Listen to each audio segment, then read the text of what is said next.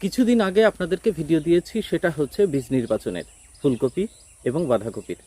কিন্তু বীজ নির্বাচনের সাথে সাথে আপনাদের এখনই কিন্তু মাথায় রাখতে হবে জমি তৈরির কথাটা। ফুলকপি চাষ বা বাঁধাকপির চাষের সামনে যে বর্ষাকালটা আসবে না, আপনি তো বর্ষাকালে চাষ করতে যাচ্ছেন। তো ঠিক বর্ষাকালে আপনার জমি যদি সঠিকভাবে তৈরি করতে না পারেন, তাহলে কিন্তু ব্যর্থ আপনাকে হতেই হবে।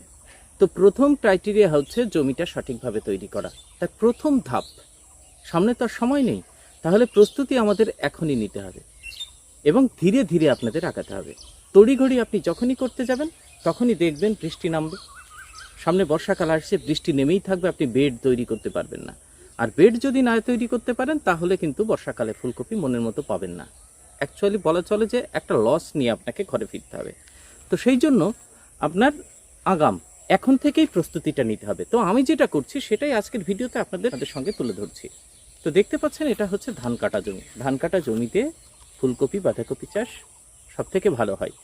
ঘাসের উপদ্রব কম হয়, তারপরে আপনার মাটির যে প্রকৃতি স্ট্রাকচারটা চেঞ্জ হয়ে যায়, অতিরিক্ত বৃষ্টিতে কিন্তু সমস্যা আসে না। তো এখানে এই যে ফাঁকা জমি, এখানে ঘাস মারা ওষুধটা দেওয়া আছে। আপনারা জমি যখন তৈরি করবেন, তো প্রথম টার্গেট হবে আপনাদের এই আগাছাগুলো চাষ দেওয়ার আগে একদম নির্মূল করে নেওয়া। তো কি আগাছানাশক এই সময় জমিতে দেবেন, যাতে পরে আপনার চাপটা কম আসে? দুই ধরনের আগাছানাশক, সেটা আপনাদেরকে দেখাবো। আর কি বীজ সামনে আমরা ফুলকপি চাষ করব, অবশ্যই আপনাদেরকে জানিয়ে দেবো। এর আগে দেখিয়েছি, তবু আপনারা এখনই যদি ফেলতে চান তড়িঘড়ি, কি হতে পারে সেটা জানাচ্ছি। আর আষাঢ় মাসের প্রথম থেকে কোন বীজটা ফেলা যায় সেটাও আপনাদেরকে জানাবো, ফুলকপি এবং বাঁধাকপি দুটোই। তো আসুন সম্পূর্ণ ভিডিওটা দেখুন আর জমির পরিচর্যাটা স্টার্ট করুন। আপনারা দেখছেন green web farmers creation channel. আপনাদের সঙ্গে রয়েছি আমি সুশোভন। এই জন্য চ্যানেলটাকে আপনারা সাবস্ক্রাইব করে রাখতে পারেন। এরপরে যে সারগুলো দেবো, বেড তৈরি করব, কত মাপে করবেন, সবগুলো তো ধাপে ধাপে আপনাদের সঙ্গে তুলব। তো চ্যানেলটিকে সাবস্ক্রাইব করে রাখতে পারেন, বেল আইকনটি প্রেস করে রাখতে পারেন। এখন ওষুধ দুই রকমের হবে। তো আপনাদেরকে দেখাই কোন ক্ষেত্রে আপনারা পোড়া ওষুধটা দেবেন আর কোন ক্ষেত্রে আপনারা দীর্ঘমেয়াদী যে ওষুধটা ধীরে ধীরে কাজ করে, গোড়া থেকে নষ্ট করে, সেটা আপনাদেরকে দেখাচ্ছি। এই ধরনের জমি দেখুন, বারে বারে ধান করা হয়। তো সেই ক্ষেত্রে নিচে কোনো প্রকারের ঘাস নেই, মোথা ঘাস, মালঞ্চ ঘাস, এই ধরনের কোনো ঘাস নেই, দেখতে পাচ্ছেন। শুধু ধানগুলো ছিল, পোড়া ওষুধ দেওয়া হয়েছে, ধান গাছগুলো মারা গেছে। এইবার চাষ দিলে জমিতে আর কিন্তু কোনো ঘাস থাকবে না, কারণ মোথা ঘাস নেই। তাহলে এই ক্ষেত্রে, এইরকম জমির ক্ষেত্রে আপনারা কিন্তু পোড়া ওষুধ দেবেন, তারপরে চাষটা দেবেন। কদিন ফেলে রাখুন, ভালো করে শোকাক সব, তারপরে মাটিটা উল্টো করে দেবেন, তারপরে মাটিটা উলট পালট করে দেবেন। এবার চাষের ক্ষেত্রে একদম গভীর চাষ দিতে হবে। প্রথম চাষ, ফুলকপি চাষের সাফল্যের একটা বড় পয়েন্ট, সেটা হচ্ছে গভীর চাষ। হালকা করে ওপর ওপর যেন না যায়, টানা ফালে চাষ দিতে হবে। মাটিটা পুরো উল্টে রোদের হাতে ছেড়ে দিন, শুকাক, সম্পূর্ণ রস মুক্ত করে রাখুন। তারপরে যখন বৃষ্টি পাবে, মাটি অটোমেটিক ফুটে যাবে।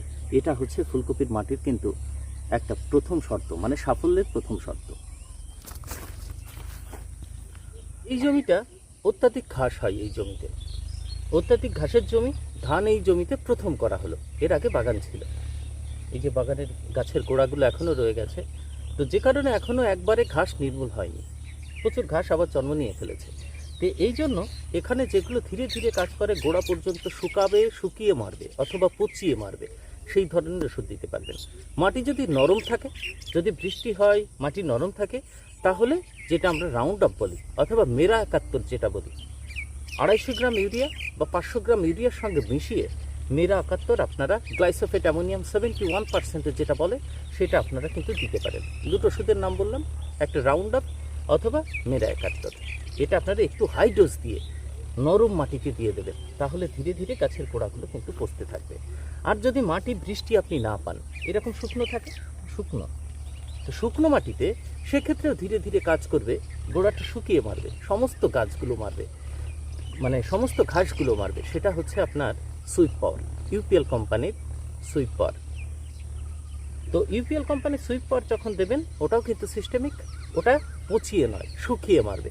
এই যে মোথা ঘাস যখন থাকবেন, এই যে মোথা ঘাসগুলো আছে, এই মোথা ঘাসগুলোর গোড়াও কিন্তু একদম টোটালি শুকাতে শুকাতে এই আটিটাও শুকিয়ে যাবে। তো দুই ক্ষেত্রে আপনাদের কিন্তু যে ঘাসগুলো মারতে হবে সেটা আপনাদের জানিয়ে দিলাম। কিছুদিন আগে একটা ভিডিও আপনাদেরকে দিয়েছিলাম ঠিক এই জমিতে শুকনো মাটিতে পরীক্ষা করার ছিল কেমন মরে এই মোথা ঘাসগুলো বা অন্যান্য ঘাসগুলো। সুইপ পাওয়ারের পরিবর্তে আপনারা শুকনো মাটিতে লাফা ব্যবহার করতে পারেন এই টাটা প্রোডাক্ট। খুব সুন্দর কাজ হয়। আপনি দেখতে পাচ্ছেন জমিতে একদম শুকনো মাটিতে এই যে করলার বেড করা আছে, কত সুন্দর মোথা ঘাসগুলো শুকিয়ে মরেছে, সমস্ত ঘাস মরেছে। সমস্ত গাছগুলো কিন্তু আস্তে আস্তে হলুদ হচ্ছে, কেমন সমস্ত আগাছাই দেখুন, এই যে সব মরবে। এটা 3 দিন দেওয়া হয়েছে শুকনোতে। আর এখনই আপনি এই যে মোথা ঘাসগুলো, এগুলো দেখুন আস্তে আস্তে কেমন নিস্তেজ হয়ে পড়ছে, এগুলোও কিন্তু মারা যাবে। তো শুকনোতে সুইপ পাওয়ার টাটা কোম্পানির একটা পাওয়া যায়, ভিডিও দিয়েছিলাম, আপনারা দেখতে পারেন। এই মোথা ঘাসগুলোর এখনও মোথা কিন্তু পুরো নিচে যায়নি, ওপরে আছে, যেহেতু ধান ছিল এই জন্য আপনি এখন যদি ভালো করে একটু ওষুধ দিয়ে দেন তাহলে এটা ওপর আটি সহকারে নষ্ট হয়ে যাবে। কেমন এই দেখুন প্রচুর মোথা ঘাস আছে এই জমিতে, তবু কপি চাষ করব, তাহলে ঘাসের চাপ কমাতে আমাদের এটা কিন্তু করতেই হবে। এবার আপনাদেরকে জমিতে প্রথমে যে সারটা দিতে হবে সেই কথা অল্প একটু বলি। এবার জমি প্রস্তুতির যখন প্রথম ধাপ ঘাসটা আগাছাটা মারবেন, এর ভিতরে আপনাদের বলে দিলাম যে মাটিটা ভালো করে ডিপ চাষটা দিয়ে ফেলুন, তাই না, গভীর চাষটা দিয়ে ফেলুন, মাটিটা উল্টে ফেলুন। তা এই সময় কি কোনো প্রকারের সার আপনার দিতে হবে জমিতে? আপনি দিতে পারেন, সেটা হচ্ছে কিছু গোবরের সার। 1 টলি গোবরের সার দিতে পারেন 100 ফুট 1 বিঘা জমিতে 33 শতকে গোবরের সার ছিটিয়ে দিয়ে তারপরে আপনারা গভীর চাষটা দিয়ে দিতে পারেন। এছাড়া আর কোনো প্রকারের সার ব্যবস্থা এই সময় আর দরকার নেই। মাটিটাকে শুধু ফুটতে দিন। তো আসল শর্ত হচ্ছে আপনাদের বললাম মাটিটাকে ফুটতে দিন, ভালো করে শুকাতে দিন। না হলে মাটি যদি না শুকান, গরম গরমে মাটি উল্টে পাল্টে তারপরে বেড টেনে যদি গাছ লাগান, লাল হয়ে থাকবে, গাছে কখনো কিন্তু জোর হবে না, হলুদভাবেই কাটবে না। বীজ ফেলার কথা বলি। বীজ ফেলার পর আপনার হাতে 1 মাস সময় থাকবে। কত? 1 মাস। এর মাঝে আপনার বেড টেড কেটে সব কমপ্লিট করে রাখতে হবে। এবার আপনি যদি মনে করেন আমার 15 দিন আগে বেড কেটে কমপ্লিট করা হচ্ছে, কোনো সমস্যা নেই, 15 দিন 20 দিন আগে করে ফেলুন বেড, পরে যেন ধরা না পড়তে হয়। অনেকের কি হয়, প্রত্যেকবার বীজ ফেলা হয়, নার্সারিতে চারা গাছ বড় হয়ে যায়, এবার বড় হওয়ার পরেও তখন বলতে পারে যে দাদা চারা গাছ 45 দিন হয়ে গেল, মাটিতে এখনও বসাতে পারিনি, বৃষ্টি ছাড়ছে না। তো সেই ক্ষেত্রে সমস্যা হয়, তাড়াতাড়ি ফুলটা চলে আসে, কারণ ফুলকপি গাছ তো বসে থাকবে না। আপনি যেদিন নার্সারি করবেন সেই দিন থেকে গোনা শুরু হবে। 30 দিনের মাথায় জমিতে আপনাকে বসাতেই হবে। তারপরে যত দিন যাবে 1, 2, 3 করে আপনি কিন্তু তত পিছাতে থাকবেন, মানে আপনার সফলতা তত কিন্তু মিস হতে থাকবে, হাত থেকে বেরোতে থাকবে, তখন দেখবেন ছোট ছোট ফুল আসবে। তাহলে এই জন্য আপনাদের বেডটা আগে অবশ্যই তৈরি করতে হবে। তো নার্সারি কখন করা যায়? অনেক চাষি ভাই এখনই কিন্তু আপনারা নার্সারি করছেন। উত্তরবঙ্গের ওইদিকে যে সমস্ত চাষি ভাই আছেন তারা নিশ্চিন্তে এই সময় করতে পারেন। আর যে জাতগুলো আপনারা করতে পারেন সেটা তো ভিডিওতে বলে দিয়েছি, তবু এই ভিডিও লাস্টে অল্প একটু সময় নেব, আপনাদের জানিয়ে দেব। আর আমাদের এইদিকে যারা আছে দক্ষিণবঙ্গে অথবা আমাদের এই গাঙ্গেয় পশ্চিমবঙ্গে, এখনও আপনারা একটু কিন্তু ওয়েট করবেন। তাহলে সেক্ষেত্রে পারফেক্ট সময় কখন হবে? সেই সময়টা হবে এখনও আপনার 15 দিন, আষাঢ় মাসের প্রথম সপ্তাহ থেকে আপনি কিন্তু বীজটা ফেলতে পারেন, এখনও ফেলতে পারেন। সেক্ষেত্রে একটু ফুলের সাইজটা কম হবে। তো দাম যদি ভালো থাকে সেটা কিন্তু কোনো ম্যাটার করে না। আর যদি ফেলতেই হয় তাহলে কোন বীজটা ফেলবেন আসুন এবার সে বীজটা আপনাদেরকে দেখায়। তাহলে আপনি এখন থেকেই ফেলতে পারেন, অথবা সব থেকে সেরা সময় হবে আষাঢ় মাসের প্রথম সপ্তাহ থেকে। তাহলে তার 1 মাস বাদে যখন বসাচ্ছেন, শ্রাবণের প্রথমে বসিয়ে দিচ্ছেন, এবার শ্রাবণ গেল, ভাদ্র গেল, আশ্বিন মাস থেকে আপনার কাটা স্টার্ট হবে। আপনাকে মাথায় রাখতে হবে বিশ্বকর্মা পুজো থেকে আমি তুলব, লক্ষ্মী পুজোয় শেষ করব, এর মাঝে আপনি কয়েক ধাপে ভাগ করে নিয়ে ফুলকপিগুলো করতে পারেন। সব থেকে ভালো মার্কেট থাকে, দাম 100 টাকার উপরে কিন্তু থাকে, মানে খুব ভালো দাম সেই সময় পাওয়া যায়। এই জন্য আপনাদের বলছি আপনারা চাইলে এখনও কিছু ফেলতে পারেন, এখন করলে অল্প করে ফেলবেন। কোন বীজ করবেন আসুন দেখি। এবার আপনাদের বীজ ফেলার সময়ের কথাটা বলি, কোন সময় ফেললে সব থেকে ভালো রেজাল্টটা পাওয়া যাবে। কারণ অতিরিক্ত গরমে আপনি যদি ফেলেন সেই সময় ফুলের আকার ছোট হবে, সাইজ ছোট হবে, মনের মতো পাবেন না, তারপরে আপনার পোকার আক্রমণ বেশি হবে, রোগের আক্রমণটা বেশি দেখা দেবে।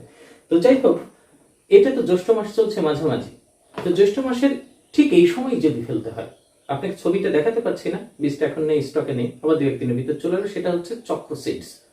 চক্র সিডসের সামার কিং বলে একটা জাত পাওয়া যায়, সামার কিং। এটা মোটামুটি 45 থেকে 50 দিনের ভিতরে উঠতে শুরু করে 400 থেকে 500 ওজন হয়। 40 থেকে 42 ডিগ্রি টেম্পারেচার ওটা নিতে পারেন সামার কিং। বেশি করতে বলবো না, ওটা আপনি যদি করেন তাহলে এই তাপমাত্রায় জ্যৈষ্ঠ মাসের মাঝামাঝি বীজ ফেলতে পারেন 2 পাতা, মোটামুটি 6 কাটা 7 কাটা মতো করুন। কিন্তু কপি চাষের আসল সময়টা বীজ যেটা ফেলবেন সেটা আষাঢ় মাসের প্রথম সপ্তাহ থেকে স্টার্ট করতে পারেন। তাহলে আষাঢ় মাসের প্রথম সপ্তাহে যেটা স্টার্ট করবেন সেটা সবার সেরা আমাদের পশ্চিমবঙ্গের মাটিতে, সেটা আগেও বলেছি, এই যে মনসুন কুইন। কেমন? এই মনসুন কুইন গুলো হচ্ছে সব থেকে সেরা হবে। আর একটা জাত আপনাদের দেখিয়েছি সেটা হচ্ছে 456। এই দুটো আপনাদের দেখায়,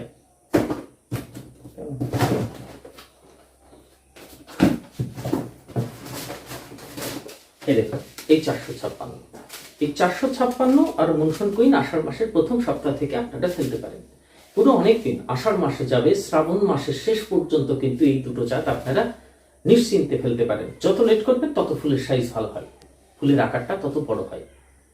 তাহলে 3খানা ফুলকপির জাত আপনাদের বললাম। এর বাইরে পশ্চিমবঙ্গের মাটিতে আপনারা কিন্তু পরীক্ষা করতে যাবেন না, তাহলে সেক্ষেত্রে ধরা পড়তে হতে পারে। পরীক্ষা করুন বর্ষার শেষের দিকে অথবা শীতের প্রথম দিকে, সেই সময় রিস্ক কিন্তু খুব কম। কিন্তু অতিরিক্ত গরম এবং বর্ষাতে কিন্তু ভীষণ রিস্কি ব্যাপার। আচ্ছা, এর বাঁধাকপির কথা আপনাদের জানাই। এর বাঁধাকপির কথা যখন বলা হবে, বাঁধাকপি যখন আপনারা ফেলবেন তাহলে কি ফেলতে পারেন? বাঁধাকপির জন্য আপনারা এটা দেখতে পাচ্ছেন, এই যে পানের আভা 1191, সব থেকে ভালো তাপ সহ্য করতে পারে পানের 1191, এটা পানের আভা 1 নম্বর। 2 নম্বর হচ্ছে, তার ফোনটা কেটে দিল, চক্র সিক্সের। এটা হচ্ছে নামধারী সেগমেন্ট। নামধারী যেমন হয় না, ঠিক নামধারীর মতো সুপার সামার, এরকম সুপার সামার। তাহলে এটাও আপনারা করতে পারেন, এই জাতগুলো, এই যে এই জাত। তাহলে দুটো বললাম, আর একটা ঠিক এই সময় হবে, সেটা হচ্ছে আপনার নামধারী NS 43 যেটা। তো এই যে নামধারী বীজগুলো আছে NS 43, এটা কিন্তু আপনারা এখন করতে পারেন। এই 3টে ফুলকপি 3টে বাঁধাকপি আপনাদের জানালাম। তারপরে যখন আষাঢ় মাসের শেষের দিক হবে, আষাঢ় মাসের মাঝামাঝি জাত চেঞ্জ হবে, তখন কিন্তু আবার সেই জাতের কথা আপনাদের জানিয়ে দেবো। কিন্তু এই জ্যৈষ্ঠ মাসে আপনি এখনই এই বাঁধাকপি 3টে ফেলতে পারেন। জ্যৈষ্ঠ মাস থেকে একদম আষাঢ় মাসের শেষ পর্যন্তই 3টে। মনে রাখবেন, এই যে NS 43 বা চক্র সিডসের যেটা, এই যে কপিগুলো দেখছেন না, সেম সেগমেন্ট।